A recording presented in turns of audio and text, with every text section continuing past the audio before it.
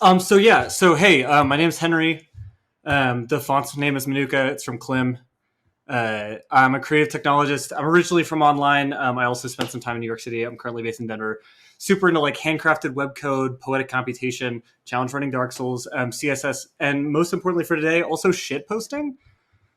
So thanks for coming to the talk.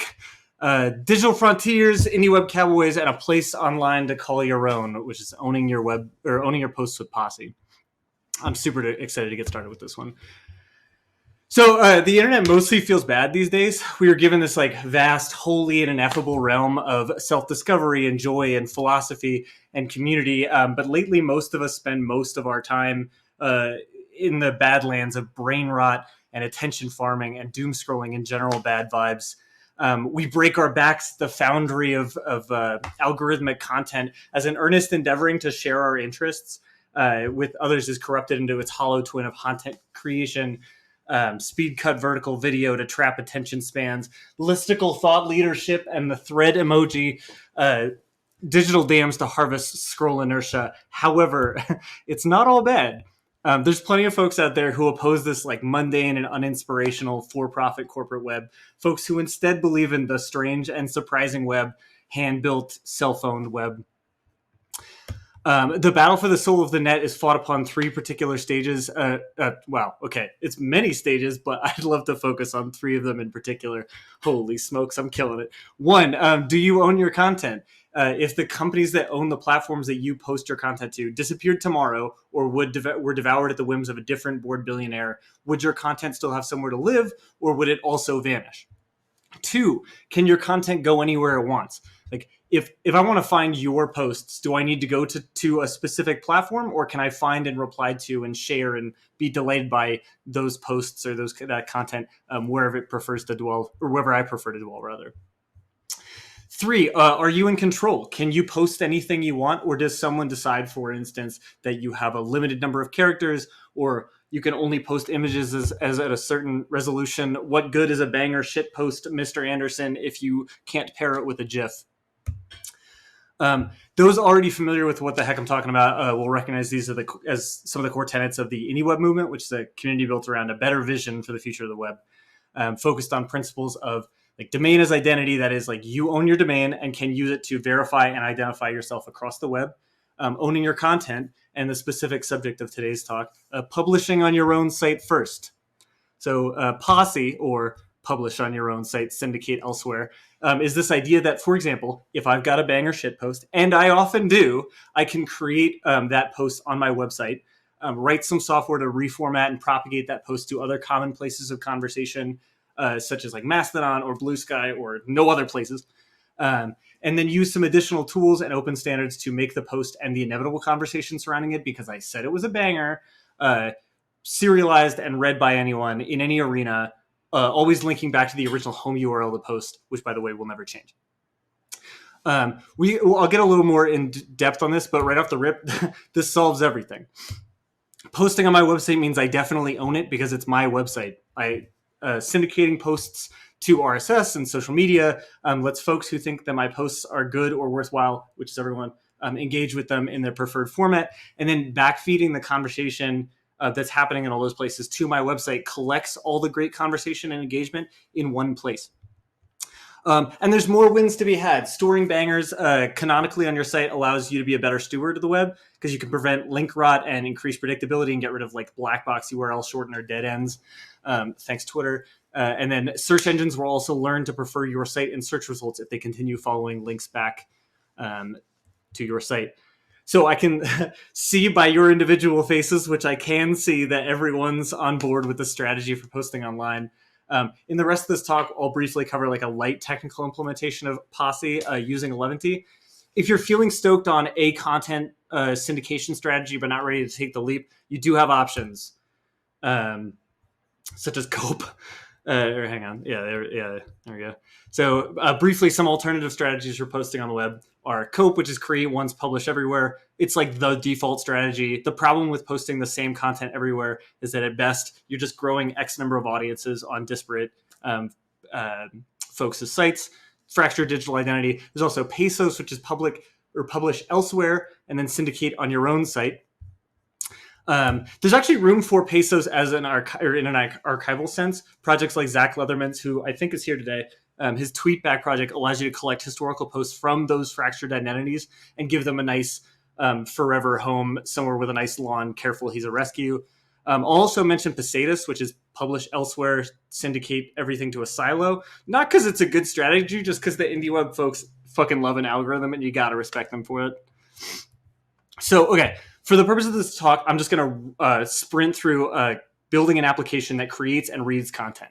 Like we're going to make an app that handles publishing to our site, syndicating to other sites, capturing engagement on other sites, and then rendering the conversation back on our site.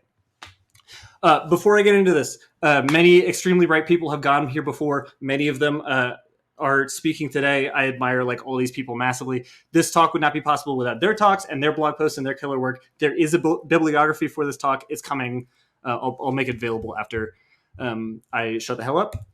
Oh yeah, and then the other thing is that I actually meant to use this talk as an excuse to rework the publishing strategy on my actual personal site. But as I'm sure many of you can relate to, I'm still redesigning it. That's Showbiz, baby. Instead, we're going to create an entirely new site for this project with a distinct and memorable domain, and that's Showbiz, baby. Or showbiz.baby, excuse me. Don't worry too much about the specific code here. It's an 11-minute talk. I'm going to make everything available in a GitHub repo after I get off stage. We'll start by creating an 11T project with two templates, one that lists all the bangers and one that creates individual permalinks for the bangers. You might be able to see in the market, if you can see that, that I'm using a format called HCard. It's part of Microformats 2, which is a system of classes that we add to our HTML to make our information structured and easily parsed by like crawlers that come to look. This will be useful because we can indicate both who wrote these bangers and what the useful parts of each banger are. Yeah, more Microformats 2. I got off sync with the tabs. All of this stuff is like super well documented online. Well, medium well documented. It's a little bit Wild West out there. On the topic of authentication, so on the IndieWeb, like I said, we use our domain as identity and use it to verify other instances of our identity. For example, since my website and my GitHub account are both me, I can use those. I can verify those two identities by linking to my GitHub account from my site and linking back to my site from my GitHub account using like rel me links. Believe it or not, this is the basis for IndieWeb authentication. Since I'm the only person, presumably, who can edit both my website and my GitHub account, it's reasonable to assume that both of those sources are me. So once we've verified and backlinked ourselves different places online, we can actually use a service called IndieAuth to actually handle authentication with our posting app or web mentions or whatever. We'll add a few lines of code to the head of our site to tell those services that they can go to IndieAuth to verify us. Also, there's like, so this is off script. There are some serious powerhouses of the IndieWeb in the chat right now. If I'm getting anything wrong, feel free to like rip me apart here. I will be incredibly embarrassed, but I'd rather not be this loudly wrong. I specifically used GitHub in the rel me example because they have a whole sign-in loop that IndieAuth will like co-opt, so you can sign in securely as GitHub and verify that I am my GitHub account, and by extension, I am also my website. But great, so now we got a website that verifies our identity using IndieAuth and is capable of telling other services how to authenticate us. For publishing, we could obviously, it's 11T, we could obviously create markdown files in our repo by hand, but it's still really nice. It turns out to go to a website and click post, there is nothing that clears the acid like sending the tweet. In this case, I'm using Aaron Parecki's micropub publisher, Quill. We'll log in real quick using our domain via IndieAuth. This will feel like magic the first time you do it. We're just going to grab a token and then proceed with creating our actual micropub endpoint that Quill will speak to. So we need to accept publish requests from Quill and convert them into files that 11T can build. So I'm just going to create, I'm using netlify functions for this because it's what I know. I'm going to create a file functions/micropub and then add the corresponding endpoint to the head on our index.html file. So that lets Quill know to go to my website, to go to this endpoint to make publish requests. I'll also be using GitHub's OctaKit tool for converting publish requests into actual flat files in our GitHub repo. So we can grab a quick token from there again, or as well. And then we can throw all the tokens into a .env file and make them available, but not public in your environment. and then we can use them in our micropub function. Yeah, here's the function. This borrows heavily from Robert Beekman's tutorial on publishing to GitHub via IA Writer. I'm not going to dive super deep into everything that's happening here, but here's the general vibe. One, listen for post requests and check that their bearer token matches the one we're expecting from Quill.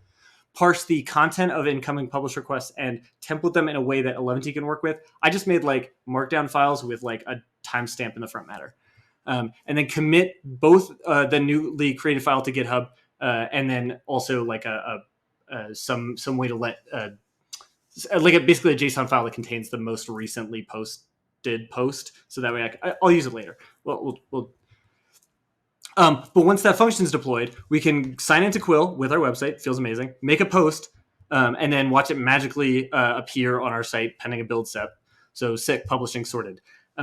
Next, we got to talk about web mentions. This is the conversation aspect. From the IndieWeb Wiki, web mention is an open web standard for having conversations and interactions across the web. It's a super powerful protocol. It lets us, like, in a lightweight way and standardized way, tell our friends and colleagues that we're referencing their blogs, etc. And it lets us know when folks are referencing or talking about our work. There's another Aaron Parecki service, thank you IndieWeb God, called webmention.io, which lets us easily read web mentions from all over the web. We'll sign up for web mentions using the same IndieAuth steps as Quill. Add the web mention like endpoint to our head. If it's starting to feel like repetitive, it's because like we're establishing patterns, baby. And then throw the API key on our .env for later. We can get web mentions from other blogs, etc.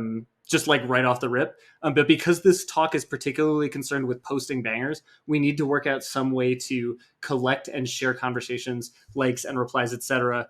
From social media. Enter Bridgie, which is a free service that does exactly that. It just converts engagement into web mentions. We'll use it in two ways. One, to collect engagement on those other sites, etc. And then also to syndicate and create posts that we can track web mentions on. That was the like publish on our own site, syndicate elsewhere. Bridgie does that. So once a post is created and published on our own site, we need to do the syndicate elsewhere part. I'm just going to use another Netlify function. It's what I know. If you're an API genius and want to do this a different way, you can. The world is your oyster. Here's the function. Again, TLDR, 11-minute talk, by the way.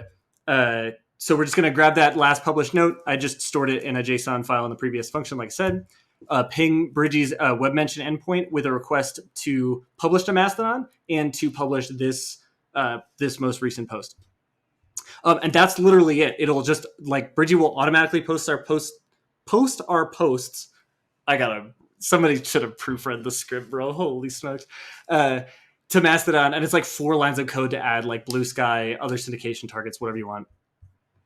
So our flow is now like completely automated from I thought of a genius post and I posted it via Quill to having it published on our personal site and then copied out to Mastodon to whatever with a link back to our original site. So on to the final step here. Oh crap, I've gone a little bit over. I'm sorry. What gets really cool now is that the conversations from all these different sources are collected as web mentions. So we can show all of those conversations from the bluebird and the butterfly and the elephant, whatever, in one place. So folks don't have to miss out on a good reply in Mastodon just because they prefer using Blue Sky. They can click through the backlink to my site and read everything. It's pretty easy to like use 11T data files. Run me the check, Zach, to collect web mentions as JSON from the web mention API that I mentioned earlier, and then render them into templates. Max Book has a fantastic tutorial on this.